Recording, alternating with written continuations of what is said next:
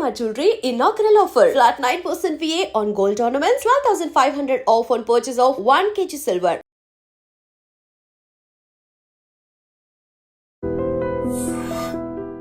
Hi hello నమస్తే welcome to I dream media. నేను మీ శ్రావ్య. ఒక ప్రాపర్టీ సేల్ చేసిన తర్వాత మనకి ఒక సర్టెన్ అమౌంట్, ఒక లంసమ్ అమౌంట్ వస్తుంది. ఆ అమౌంట్ని మనం దేంట్లో ఇన్వెస్ట్ చేస్తే మళ్ళీ మనకి ప్రాఫిట్ వస్తుంది, వీటి గురించి మాట్లాడడానికి మనతో పాటు ఉన్నారు ఫైనాన్షియల్ ప్లానర్ మధు గారు. నమస్తే సార్. నమస్తే అండి. ఎలా ఉన్నారు? ఫైన్ ఫైన్ అండి. సో మనకి జనరల్గా జరిగేది టాపికే, అందరూ డిస్కషన్ జరుగుతూ ఉంటుంది ఇంట్లో. ఒక లంసమ్ అమౌంట్ వచ్చేస్తుంది, ఏదైనా ప్రాపర్టీ కానీ ఇంకేదైనా ల్యాండ్ కానీ అపార్ట్మెంట్ కానీ సేల్ చేసినప్పుడు ఒక లంసమ్ అమౌంట్ వస్తుంది. దాని నుంచి మళ్ళీ ఇన్వెస్ట్మెంట్ చేసుకొని మనకి మంచి అమౌంట్ మళ్ళీ రిటర్న్స్ రావాలి అనుకుంటే దేంట్లో ఇన్వెస్ట్ చేస్తే బెటర్ అంటారు? జనరల్గా చాలామంది ఏంటంటే నెల నెల ఇన్వెస్ట్మెంట్ అనేది అందరికి ఆప్షన్ తెలిసిపోయింది. అంటే మ్యూచువల్ ఫండ్లో, స్టాక్స్లో, అక్కడ ఇక్కడ రికరింగ్ డిపాజిట్ అని, పోస్టల్ డిపాజిట్స్ అని చాలా చేస్తున్నారు. సో లంసమ్ అమౌంట్ వచ్చినప్పుడు మ్యూచువల్ ఫండ్ సైడ్ ఇన్వెస్ట్మెంట్ చేయడానికి చాలామంది ఇబ్బంది పడతారు. అంటే మనం జనరల్గా మ్యూచువల్ ఫండే ఎందుకు మాట్లాడతాము, ఈ లంసమ్ అమౌంట్ని మనం మ్యూచువల్ ఫండ్లో పెట్టడానికి, బయట మళ్ళీ ప్రాపర్టీ తీసుకోవడానికి, లేదా ఇంకేదైనా వేరే బిజినెస్లో ఇన్వెస్ట్మెంట్ చేయడానికి కొన్ని తేడాలు అనేది తెలుసుకోవాలి. ఫస్ట్ ఆఫ్ ఆల్ మీరు లంసమ్ అవ్వనివ్వండి, మంత్లీ మోడ్లో మీరు ఇన్వెస్ట్మెంట్ అవ్వనివ్వండి. మనం ఏదైతే ఇన్వెస్ట్మెంట్ చేస్తున్నామో దేనికోసం చేస్తున్నాము, మళ్ళీ ఎంత కాలానికి మీకు ఆ డబ్బు అనేది అవసరం ఉందనేది అర్థం చేసుకోవాలి. ఓకే, జనరల్గా ఇప్పుడు ఒక 20 లక్షల రూపాయలు మీ దగ్గర వచ్చింది, ప్రాపర్టీ అమ్మగానో లేకపోతే మీ పిఎఫ్ విత్డ్రా చేస్తూ వచ్చింది, ఏదైనా ఒక మీకు పెద్ద లంసమ్ అమౌంట్ వచ్చినప్పుడు, సో మీకు తెలిసిన ఆప్షన్లో మీరు కంపారిజన్ చేయండి. ఇప్పుడు మళ్ళీ మనం ప్రాపర్టీ కొన్నాం అనుకోండి, మళ్ళీ ప్రాపర్టీ కొంటే ఏమవుతుంది, మళ్ళీ ప్రాపర్టీ అమ్మేంత వరకు వెయిట్ చేయాలి. ఇప్పుడు ఆ ప్రాపర్టీ అనేది మీరు ఏ రేట్లు అమ్ముతారు అనేది ఒక క్లారిటీ అనేది మన దగ్గర లేదు. ఒకవేళ మీరు మంచి రేట్ వచ్చి పెరిగినా కూడా కొనే టైంలో ఎలాంటి వాళ్ళు ఉంటారు, అంటే మనకు బయర్ దొరుకుతాడా లేదనేది ఇంకొక పెద్ద ప్రాబ్లం. పోనీ దీన్ని తీసుకెళ్ళి ఎక్కడైనా సేఫ్టీ ఇన్వెస్ట్మెంట్ ఆప్షన్లో ఇన్వెస్ట్మెంట్ చేద్దాం అనుకుంటే బ్యాంకులో ఎఫ్డీ చేయండి. ఎఫ్డీ చేసినప్పుడు ఏమవుతుంది, ఒక 6.57% ఇంట్రెస్ట్ వస్తుంది. ఆ ఇంట్రెస్ట్ మీ ఖర్చులకు అనుగుణంగా ఉండదు. ఇప్పుడు 2 సంవత్సరాలు 3 సంవత్సరాల తర్వాత మీ ఖర్చులు ఎప్పుడు పెరుగుతూ ఉంటున్నాయి కదా, పెరిగే ఖర్చుతో పాటుగా మీకు ఇన్ఫ్లేషన్ 6-7% పెరిగితే మీకు వచ్చే ఇంట్రెస్ట్ అనేది 6% ఉంటే అప్పుడు మీకు సరిపోదు కదా. అవును. అదే ఇప్పుడు ప్రాపర్టీలో పెడితేనేమో అమౌంట్ బ్లాక్ అవుతుంది, సెల్ చేయలేకపోతున్నాం. ఇంట్రెస్ట్ సేఫ్టీ ఇన్వెస్ట్మెంట్ ఆప్షన్ పోస్టల్లో కానీ ఎఫ్డీలో కానీ చేస్తే అది అక్కడ బ్లాక్ అయిపోతుంది, బ్లాక్ అవ్వట్లేదు సారీ, బట్ ఇన్ఫ్లేషన్ మించిన రిటర్న్ అనేది రావట్లేదు. పర్సెంటేజ్ అనేది తక్కువ ఉంటుంది. రైట్. ఇప్పుడు మీరు మ్యూచువల్ ఫండ్ గురించి డిస్కస్ చేయండి. ఇప్పుడు ఇదే అమౌంట్ మీరు ముందుగా ఇన్వెస్ట్మెంట్ చేసే కంటే ముందుగా దాని గురించి నేర్చుకోండి. అసలు లాస్ట్ ఒక 25-30 years back lump sum investment option కానీ మనం పెట్టుంటే ఏ రోజు గూగుల్లో అద్భుతమైన క్యాలిక్యులేటర్లు అవైలబుల్ ఉన్నాయి. అంటే పాస్ట్ పర్ఫార్మెన్స్ అంతా కూడా మీకు కనబడుతుంది, ఏ ఫండ్ ఎంత రిటర్న్ ఇచ్చింది, ఏ విధంగా ఎస్ఐపీలో రిటర్న్స్ వచ్చాయి, లంసమ్లో ఏ విధంగా రిటర్న్ వచ్చింది అనేది మొత్తం అవైలబుల్లో ఉంది. దాన్ని బట్టి మీరు ఒక అందాజకు రండి. సో అందరు మ్యూచువల్ ఫండ్ అనగానే కొంచెం భయపడతారు.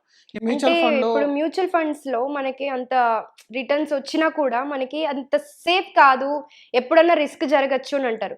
ఇక్కడ ప్రాపర్టీ కానీ ల్యాండ్ మీద కానీ మనం ఇన్వెస్ట్ చేస్తే మనం తీసుకున్నామంటే మనకు వచ్చేస్తుంది కదా అనేది ఉంటుంది. మీకు ఇక్కడ టాంజిబుల్ అసెట్ అంటారు దీన్ని. ఏంటంటే ల్యాండ్ అనేది మనకు కనబడుతుంది, మనం డైలీ చూసుకుంటున్నాం కాబట్టి అది మనకు రిస్క్ మన చేతిలో ఉంటుంది అని అంటారు. కానీ మీరు ఒకసారి రిస్క్ విషయంలో ఆలోచించుకుంటే, మీరు గోల్డ్ తీసుకున్న రేటు తగ్గుతుంది పెరుగుతుంది, ల్యాండ్ తీసుకున్న రేటు తగ్గుతుంది పెరుగుతుంది, మీరు ఇంకే ఏ బిజినెస్లో చేసినా లాస్ రావచ్చు లాభం రావచ్చు.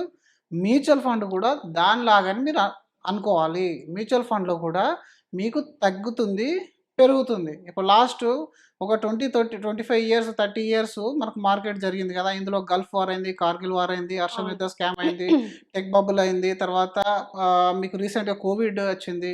ఇలా డిఫరెంట్ ఇష్యూస్కి మార్కెట్ కరెక్షన్ అయింది. ఆ కరెక్షన్ అయినప్పుడు మ్యాక్సిమం హైయెస్ట్ ఒక 30% 40% దాకా కూడా కరెక్షన్ అయిన సందర్భాలు అంటే ఉన్నాయి. మ్యూచువల్ ఫండ్లో ఇన్వెస్ట్మెంట్ ఎప్పుడైతే మీరు చేస్తున్నారో టైం తీసుకోండి. ఫస్ట్ ఎంత టైం కావాలి మనకు. ఇప్పుడు మనం ప్రాపర్టీ కొని వెంటనే 6 నెలలకు అమ్ముతాము, గోల్డ్ తీసుకొని మళ్ళీ 3 నెలలకు అమ్ముతామా, మనం అందులో కొంత రోజులు వెయిట్ చేస్తాం. ఎందుకు, మనకి ఇప్పుడు అవసరం లేని దాన్నే ప్రాపర్టీ కొంటాం. కానీ మ్యూచువల్ ఫండ్ అలా చేయం మనం. ఎందుకనంటే అవసరం ఉన్నా లేకున్నా వీళ్ళు ఇన్వెస్ట్మెంట్ చేస్తారు, 3 నెలలు 6 నెలలు చూస్తే అది అప్స్ అండ్ డౌన్స్లో ఉంటుంది కాబట్టి భయపడతారు. ఇప్పుడు మీరు లంసమ్ ఆఫ్ ద అమౌంట్ని ఒక దగ్గర వేసినప్పుడు ఒకవేళ మార్కెట్లో ర్యాలీ వచ్చిందని అంటే అది మీకు 2 సంవత్సరాలు 3 సంవత్సరాలు కూడా డబుల్గా ఏర్పడుతుంది. బట్ అది ప్రాపర్ కాదు. అలాగా 2, 3 సంవత్సరాల్లో మీకు 30% మైనస్ కూడా అవుతది. మీరు పెట్టిన 50,00,000 గానీ, 40,00,000 గానీ ఒక 30% పడ్డదే అనుకుందాం. మీరు పెట్టిన రోజే పడిందనుకుందాం. ప్రీవియస్ హిస్టరీ చూడండి. ఒకవేళ ఇట్లా పడ్డప్పుడు ఇంతకుముందు సందర్భాల్లో ఎన్ని సార్లు పడ్డది, మళ్ళీ రికవర్ అవ్వడానికి ఎన్ని రోజులు పట్టింది. మీరు ప్రతిసారి చూడండి. మాక్సిమం 6 మంత్స్ నుంచి 1 ఇయర్, 1 ½ ఇయర్ వరకు వెయిట్ చేస్తే ఎంతైతే డ్రాప్ అయిందో అంతకు డబుల్‌గా పికప్ అయింది. ఎంత డ్రాప్ అయితే అంత డబుల్‌గా పికప్ అయింది. మనకిక్కడ కావాల్సింది టైం. మీరు దానికి టైం ఇచ్చారనుకోండి అది మళ్ళీ పైకి లేస్తుంది. కానీ ఇదొక్కటే మీరు ఆలోచించకండి. ఇక మ్యూచువల్ ఫండ్‌లో పెట్టడం వల్ల మీకు అదర్ బెనిఫిట్స్ ఏమున్నాయి. ఒకటి మీరు ఎఫ్‌డితోని పోల్చుకుంటే 12-15% రిటర్న్ జనరేట్ చేస్తుంది. ఒక మంచి కన్సాలిడేటెడ్‌గా డైవర్సిఫైడ్ ఇన్వెస్ట్‌మెంట్ చేసుకున్నారంటే ఒక 15%, 14% కామన్‌గా వస్తుంది. అంటే కంపేర్ టు మీరు ఏదైతే సేఫ్టీ అనుకున్నారో దానికంటే డబుల్ ప్రాఫిట్ అనేది మీరు ఇక్కడ ఎర్న్ చేస్తున్నారు. అండ్ మోర్ ఓవర్ ఇక్కడ లిక్విడిటీ అనేది పెద్ద పవర్. అంటే మీరు ఒకవేళ 10%, 20% కరెక్షన్ అయినా ఇప్పుడు మీరు రూ. 1,00,000 పెట్టిన తర్వాత 20% కరెక్షన్ అయిపోతే 80,00,000 అయిందనుకుందాం. ఈవెన్ దట్ 80,00,000 అయినప్పుడు మీకు అందులో 40,00,000 వరకు లోన్ వస్తది. అంటే మీకు ఏదైనా ఎమర్జెన్సీ వస్తే లోన్‌కి అవైలబుల్ ఉంది. నాకు ఓన్లీ 10,00,000, 20,00,000 అవసరం ఉందంటే పార్షియల్ విత్‌డ్రాల్ చేయొచ్చు. లేదు నాకు ఇప్పుడు అత్యవసరం వచ్చింది ఆ 80,00,000 నేను విత్‌డ్రా చేస్తా అంటే బటన్ కొట్టేస్తే మీ అకౌంట్‌లో పడతాయి. అదే ఆప్షను మీరు ప్రాపర్టీ కొంటే అవుతదా? ఈ ఆప్షన్ కాలేదు. ప్రాపర్టీలో అవ్వదు కదా! మీకు అవును. బయ్యర్ దొరకాలి కదా! అవును. ఇప్పుడు land last immediate year income కొన్నదాన్ని రావాలంటే రాదు. ఇమ్మీడియేట్‌గా విత్‌డ్రావల్ రాదు. హ్మ్. లిక్విడ్ రూపంలోకి మారడం అనేది చాలా చాలా పెద్ద ఇంపార్టెంట్ థింగ్ అనమాట. మీరు అవును. ఇన్వెస్ట్‌మెంట్ చేసేటప్పుడు ముందు అది ఆలోచించుకోవాలి మనం. మన హ్మ్. డబ్బుకు మన దగ్గర ఉంది. మన అవసరాలకు వాడుకోగలుగుతున్నాం. ఇన్‌ఫ్లేషన్ మించిన రిటర్న్ ఇస్తుంది. అందుకని మ్యూచువల్ ఫండ్‌లో ఇన్వెస్ట్‌మెంట్ చేయమంటాం. అంతే కాకుండా సార్ మరి నేను నాకున్నదే ఒక కానీ ప్రాపర్టీ ఇందులో టాక్స్ అనేది ఎక్కువ ఉంటుంది కదా సార్ మనకి రైట్. మ్యూచువల్ ఫండ్స్‌లో. మీకు మ్యూచువల్ ఫండ్‌లో టాక్స్ ఎంతైతే లాంగ్ టర్మ్ టాక్స్ ఉంటుందో, మీ ప్రాపర్టీ మీ ఏదైతే ప్రాఫిట్ వస్తుందో, మీ పెట్టిన అమౌంట్ కాకుండా దాని మీద వచ్చే ప్రాఫిట్ మొదటి 1,25,000 వరకు ఎలాంటి టాక్స్ అనేది ఉండదు. విత్‌డ్రావల్ చేస్తే 1,25,000 తర్వాత ప్రాఫిట్‌లో 12.5% that is long term talks gain. అది మీరు ప్రాపర్టీ అమ్మినా కట్టాల్సిందే. మీరు ఇక్కడైనా కట్టాల్సిందే. సో, అది అర్థం చేసుకోవాలి. ఇంకా మీరక్కడ ఎఫ్‌డి చేశారనుకోండి, మీ స్లాబ్ 30% అంటే 30% కట్టాలి మీకొచ్చే ఇంట్రెస్ట్‌లో. కానీ ఇక్కడ 30% అవసరం లేదు. దీన్ని డిఫరెంట్ టాక్స్ అంటారు. ఇందులో 12.5% ఉంటుంది. రైట్? అక్కడ లాంగ్ టర్మ్ టాక్స్ గెయిన్ ఉంటుంది. ఇక్కడ కూడా లాంగ్ టర్మ్ టాక్స్ అనేది లాంగ్ టర్మ్ ప్రాఫిట్ పైన టాక్స్ అనేది 12.5% ఉంటుంది. దీంతో పాటుగా సెక్యూరిటీ విషయం అంటే ఇంకొక టాక్స్ విషయంలో కాకుండా అంటే ఎంతవరకు సేఫ్ అని అంటారు? ఇది ఎప్పుడు పడిపోతుందో తెలీదు, ఎప్పుడు నిలుస్తుందో తెలీదు. మనం తీసుకున్న సెక్టార్ లేదా లేకపోతే మనం తీసుకున్న స్టాక్ మీద బేస్ అయి ఉంటుంది. సి అది సడెన్‌గా అది ఫాల్ డౌన్ అయిందనుకోండి, మనకి రిస్కే కదా! మనం పెట్టిన ఇన్వెస్ట్‌మెంట్ అనేది. ఇప్పుడు ఒకటి ఫాల్ డౌన్ విషయంలో అయితే ఫాల్ అయితే మళ్ళీ అప్ అవుతదనే విషయం నేను ఆల్రెడీ చెప్పాను. హ్మ్. అండ్ ఆల్రెడీ హిస్టరీ అనేది అవైలబుల్ ఉంది మన దగ్గర. హ్మ్. ప్రతి ఫండ్‌కి హిస్టరీ అనేది ఉంటుంది. ప్రతి ఫండ్ హౌసెస్‌కి అనేది అంత డేటా ట్రాన్స్‌పరెంట్‌గా ఉంటుంది మీకు. సేఫ్టీ విషయంలో నేనేం చెప్తున్నానంటే ఇప్పుడు మీరు మ్యూచువల్ ఫండ్‌లో ఒక రూ. 30,00,000 వచ్చింది. మనకున్నదే ఒక ల్యాండ్ అమ్మేస్తే 30,00,000 వచ్చింది. ఇప్పుడు 30,00,000 తీసుకెళ్ళి నేను ఇందులో పెడితే నాకు సెక్యూరిటీ ఎవరు? సేఫ్టీ ఎవరు? అని మనం అనుకుంటే ఇప్పుడు ఇదే రూ. 30,00,000 మీరు ఏదైనా ఫండ్ హౌస్‌లో ఇన్వెస్ట్‌మెంట్ చేశారనుకోండి. ఆ ఫండ్ హౌస్ ఏదైనా ఒక కంపెనీ స్టాక్స్ కొంటుందా? లేదు. కొనట్లేదు కదా! మల్టిపుల్ స్టాక్స్‌ని కొని హోల్డ్ చేస్తారు. అలాగే బై అండ్ సెల్‌లో వాళ్ళు ప్రాఫిట్ అనేది బుక్ చేసుకుంటారు. అంటే మీరు ఆ కంపెనీస్‌ని కూడా మళ్ళీ మేనేజ్ ఎవరు చేస్తున్నారు? ఆ లిస్టింగ్ అంతా కూడా security exchange board of India SEBI. SEBI అనేది ఉంది. మనకు బ్యాంక్స్‌లో ఎలాగైతే ఉంటుందో రిజర్వ్ బ్యాంక్ ఆర్‌బీఐ ఉంటుందో ఇక్కడ సెబీ అనేది ఉంటుంది. సెబీ రెగ్యులేట్ చేస్తుంది. ఏ ఫండ్‌కి ఎక్స్‌పెన్స్ రేషియో ఎంత ఉండాలి? ఏ ఫండ్ లార్జ్ క్యాప్ అయితే లార్జ్ క్యాప్ పోర్షన్ ఎంత ఉండాలి? లిక్విడ్ పోర్షన్ ఎంత ఉండాలి? అనేది కూడా అంతా కూడా సిస్టమాటిక్‌లో పనిచేస్తుంది. ఇప్పుడు మీరు ఇందులో ఎత్తేసిన కంపెనీలు కూడా మీకు కనబడవు. మ్యూచువల్ ఫండ్‌లో ఎప్పుడైనా విన్నారా మీరు? ఈ కంపెనీ ఎత్తేసిందని చెప్పేసి? హ్మ్. ఎందుకనంటే ఇది ఒక ఓనర్‌షిప్. సెబీ రెగ్యులేషన్స్ ఇది ఉంటాయి సెబీ కాబట్టి. రెగ్యులేషన్స్ ఉంటాయి. ఇదొక ఓనర్‌షిప్. చాలా మంది ఇష్టం ఉన్న డిసిషన్ తీసుకోవడానికి ఉండదు. ఓకే. దీనికి ఒక టెక్నికల్‌గా రిసర్చ్ టీమ్ అనేది ఉంటుంది. ఫండమెంటల్‌గా అనలైజ్ చేస్తారు. మళ్ళీ అందులో నేను ఒక్కని ఫండ్ మేనేజర్ ఉన్నాను. నా ఇష్టానుసారంగా నేను స్టాక్స్ కొంటాను అంటే ఉండదు. దానికి రకానికి ఒక ప్రాసెస్ ఫాలో అవుతుంది. Well okay. రెగ్యులేటెడ్ 24/7 వాళ్ళ వర్క్ అనేది అదే ఉంటుంది. అంటే ఇది సిప్‌కి మాత్రమే ఉంటుందంటారా? లేకపోతే లంసమ్ అమౌంట్ వాళ్ళకి ఎనీ గూడా ఎనీ అమౌంట్ మీరు ఫండ్ హౌస్‌లో పెట్టే లంప్స్ అమౌంట్‌కి గాని, ఎస్ఐపికి గాని దేనికైనా కూడా వెళ్ళేది ఫండ్ మేనేజర్ దగ్గరికే. అవును. మీరు సెప్ పెట్టారా? లంప్సమ్ పెట్టారా? They don't care. హ్మ్. మీరు ఆ ఫండ్ హౌస్‌లో స్మాల్ క్యాప్‌లో పెట్టారు ఫర్ ఎగ్జాంపుల్. ఆ స్మాల్ క్యాప్‌లో పెట్టినప్పుడు స్మాల్ క్యాప్ స్టాక్స్ అనేది వాళ్ళు పర్చేజ్ చేస్తారు. అది సిప్ రూపంలో పెట్టినా అంతే, లంప్సమ్ రూపంలో పెట్టినా అంతే. మన వాళ్ళకు ఒకేసారి పెట్టడం వల్ల భయం అవుతుంది కానీ నువ్వు అంటే ఒకేసారి సేఫ్టీ గురించి ఆలోచిస్తారు కదా సార్. సేఫ్టీ అంటే అనేది మేము ఆలోచిస్తారు. లంసమ్ అమౌంట్ పెట్టేస్తాము, దాంట్లో మాకు సేఫ్టీ ఎట్లాగా, రిస్క్ ఫ్యాక్టర్ ఎలాగా అని ఆలోచిస్తూ ఉంటారు. దానికోసమే హిస్టరీ చూడమంటున్నాను. ఇప్పుడు మీరు లంసంలో పెట్టినారు, ఇప్పుడు ఎవ్రీ ఇయర్ మీకు డేటా అవైలబుల్ ఉంది కదా, ఆ డేటాలో మొదటి 3 సంవత్సరాల్లో మీ క్యాపిటల్ అప్ అండ్ డౌన్ అవుతుంది. హైయెస్ట్గా మీరు తీసుకున్నా కూడా 7 ఇయర్స్ 6 ఇయర్స్ ఉన్న ఏ మ్యూచువల్ ఫండ్ హోల్డ్ చేసిన వాళ్ళైనా అడగండి, ఎవరు కూడా క్యాపిటల్ ఇంతవరకు లాస్ కాలేదు. అసలు హిస్టరీ లేదు ఆ విధంగా.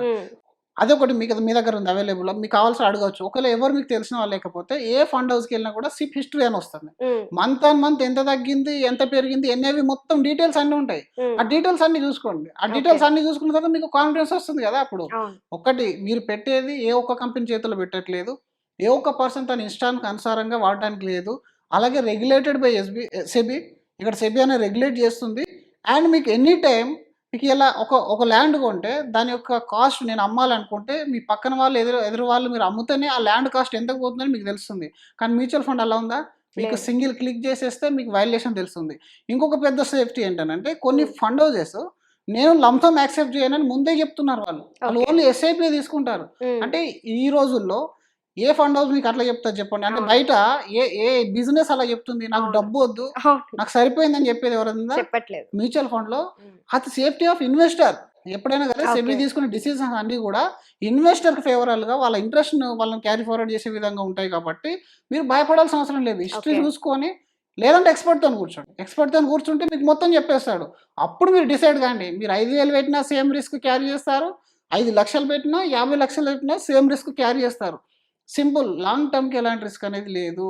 6 మంత్స్ 1 ఇయర్ అయితే మ్యూచువల్ ఫండ్ సైడే రావద్దు. మీరు 1 ఇయర్ 2 ఇయర్ ఉంది అని అంటే కొన్ని ఫండ్స్ ఉన్నాయి, లిక్విడ్ ఫండ్స్, అది డిఫరెంట్ కేసు. మళ్ళీ అది 7% ఇస్తుంది, FD 7% ఇస్తుంది. అక్కడితో పోలిస్తే ట్యాక్స్ తక్కువ. కాబట్టి మీరు ఒకవేళ ఆ విధంగా అనుకుంటే 1 డే ఇన్వెస్ట్మెంట్ చేయాలన్నా మ్యూచువల్ ఫండ్స్ ఉన్నాయి, 6 మంత్స్ చేయాలన్నా ఇన్వెస్ట్మెంట్స్ ఉన్నాయి. దానికి అనుగుణంగా పెట్టాలి. ప్రాబ్లం ఏడొస్తా అంటే ఇప్పుడు మీరు ఎవరు గైడెన్స్ లేకుండా టిప్స్తో పెట్టారనుకోండి.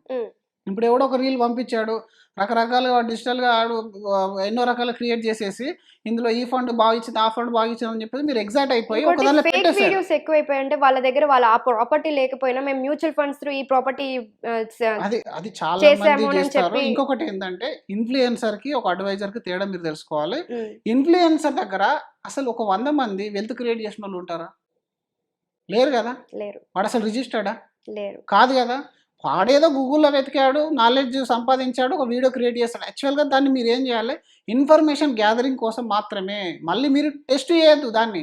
మీ సొంత డబ్బులు పెట్టి టెస్ట్ చేసుకున్నారు అనుకోండి, అక్కడ చూపించిన దానికి రివర్స్ అయిపోతుంది. కాబట్టి అప్పుడు మీరు ఇబ్బందులు పడతారు. కానీ ఇప్పుడు ఏ అవసరానికి ఎంత టైంకి నేను ఎంత ఎక్స్పెక్ట్ చేస్తున్నాను అనేది మీరు కూర్చొని డిసైడ్ చేసుకుంటే ప్రతి దానికి సొల్యూషన్ ఉంటుంది. మీరు 1 డే చేస్తారా, 10 ఇయర్స్ చేస్తారా, 20 ఇయర్స్ చేస్తారా, మీకు మంత్లీ ఇన్కమ్ కావాలా, లేదా ఓన్లీ క్యాపిటల్ అప్రిషియేషన్ కావాలా, దీనికి అనుగుణంగా మీరు పెడితే లంసమ్ మీరు ఒక కోటి రూపాయలు కాదండి, అసలు నెలకు 10 లక్షల రూపాయలు 20 లక్షలు ఎస్ఐపి చేసే వాళ్ళు ఎంతోమంది ఉన్నారు. హైయెస్ట్ ఎస్ఐపి 1 crore చేసే వాళ్ళు 50 lakhs చేసే వాళ్ళు కూడా ఉన్నారు.